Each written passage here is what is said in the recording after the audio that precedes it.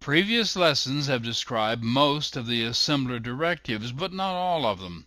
This lesson is a review that briefly describes them. You can specify a directive in either upper or lower case. I use uppercase here in this lesson for no particular reason. The bits directive takes one of the three values that specify the mode in which the processor operates. In most cases, you don't need to specify the number of bits. For these formats, the assembler will do 32 or 64 bits automatically for you.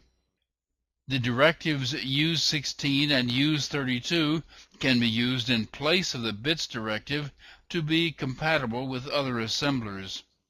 The section directive and the segment directive are synonyms for exactly the same thing. They both name the segment the following code is to be assembled into. Some object formats require segmentation, while others just strip it out.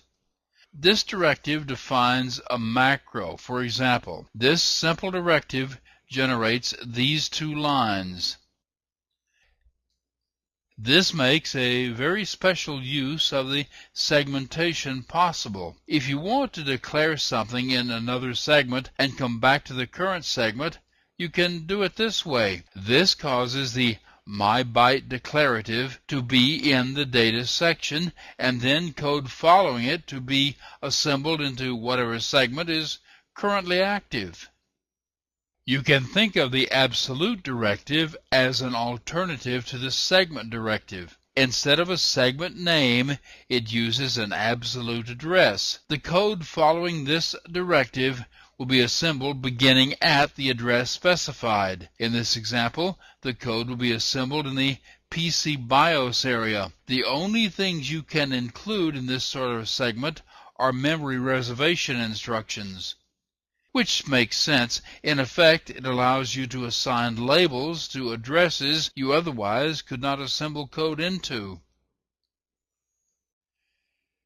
And you've seen symbols being exported to other modules by being declared global. Of course, any symbol defined as global must also be declared somewhere within the module. And the opposite is declaring a symbol extern, which means it has been defined and declared global by another module and is to be referred to in this one.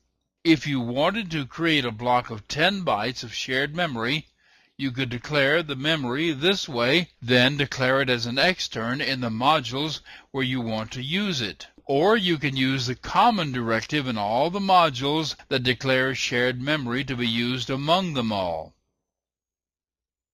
In addition to the directives described in this course, each object file format may supply other directives that control particular features of that format. These format-specific directives are documented at the NASM website.